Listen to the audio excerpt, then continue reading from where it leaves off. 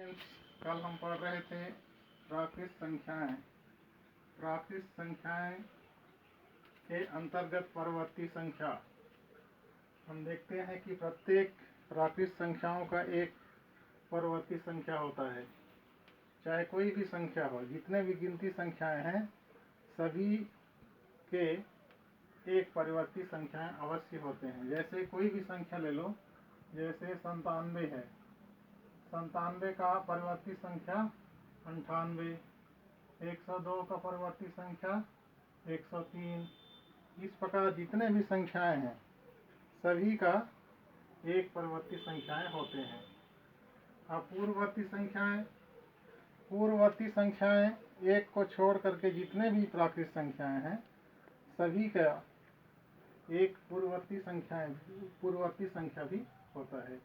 जैसे कि 2 का पूर्ववर्ती संख्या 1 है, लेकिन 1 का पूर्ववर्ती संख्या याद करेंगे तो हमें 0 प्राप्त होगा, और 0 जो है प्राकृत संख्या नहीं है।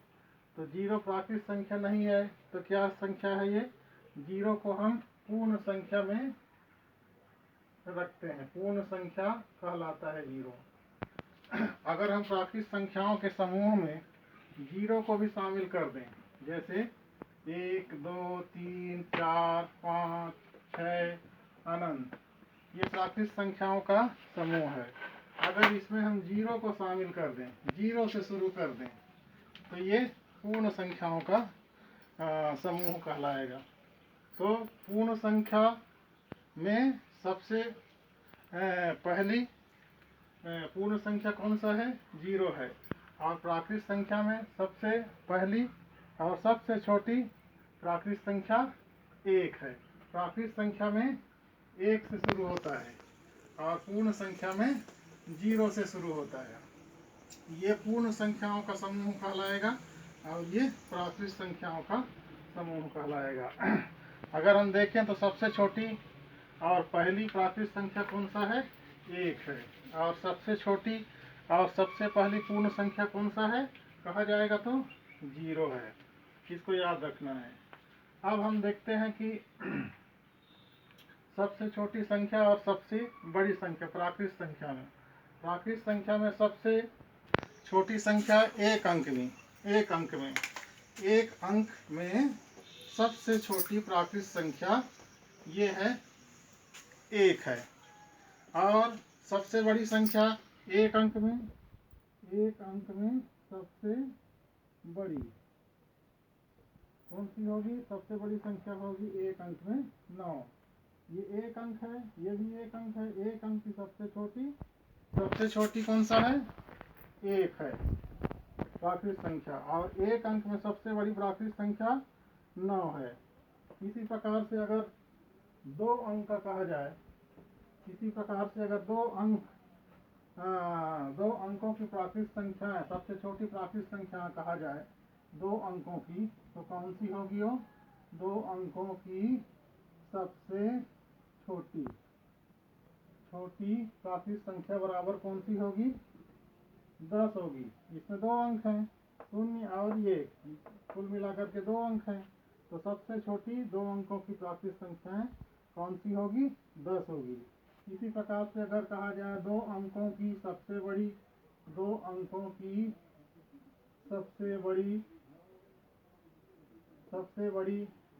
प्राकृत संख्या कौन सा है कहा जाएगा? तो 99। 2 अंक की 1 अंक और ये 2 अंक, 2 अंकों की सबसे छोटी प्राकृत संख्या 10 और 2 अंकों की सबसे बड़ी प्राकृत संख्या 99। इसी प्रकार से 3 अंक की सबसे छोटी प्राकृत संख्या अगर पूछा जाएगा तो 100 होगी, और 3 अंक की सबसे बड़ी प्राकृत संख्या अगर पूछा जाए तो 999 होगी। इसी प्रकार से 4 अंकों की सबसे छोटी संख्या प्राकृत संख्या कौन सा है?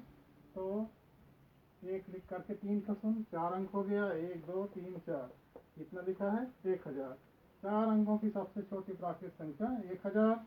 और अगर कहा जाए 4 अंकों की सबसे बड़ी प्राकृत संख्या कहा जाएगा तो 1 2 3 9,999 4 अंकों की सबसे बड़ी संख्या कहलाएगी। इसी प्रकार से अगर कहा जाए 5 अंक की सबसे छोटी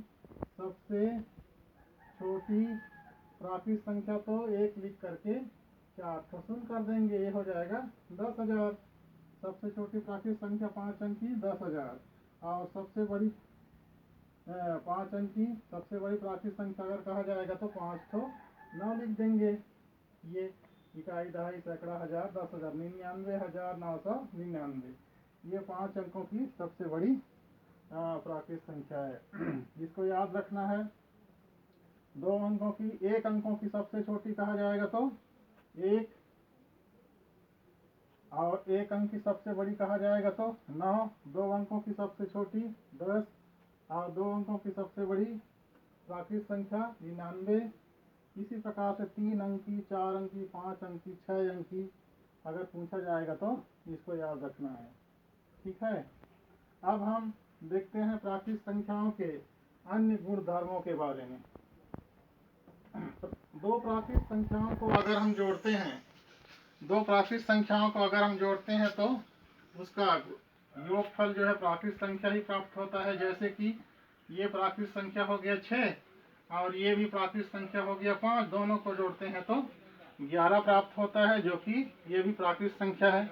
इस प्रकार से हम देखते हैं कि 2 प्राकृत संख्याओं को जोड़ने पर उसका योगफल प्राकृत संख्या ही प्राप्त होता है। इसी प्रकार से अगर हम गुणा के संक्रिया में लेते हैं, 6 गुणित 5 करते हैं तो ये हो जाता है 30। गुणा में भी 2 प्राकृत संख्याओं को गुणा करेंगे तो उसका गुणनफल प्राकृत संख्या ही प्राप्त होगा।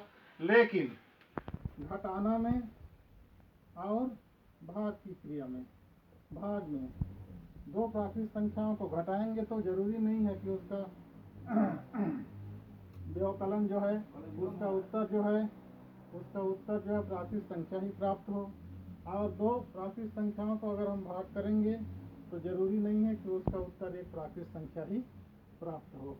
इस प्रकार हम देखते हैं कि 2 प्राकृत संख्याओं का योगफल हमेशा प्राकृत संख्या ही होता है, और 2 प्राकृत संख्याओं का गुणनफल हमेशा प्राकृत संख्या ही प्राप्त होता है। लेकिन घटाने और भाग करने की क्रिया में यह नियम लागू नहीं होता है। ठीक है, धन्यवाद।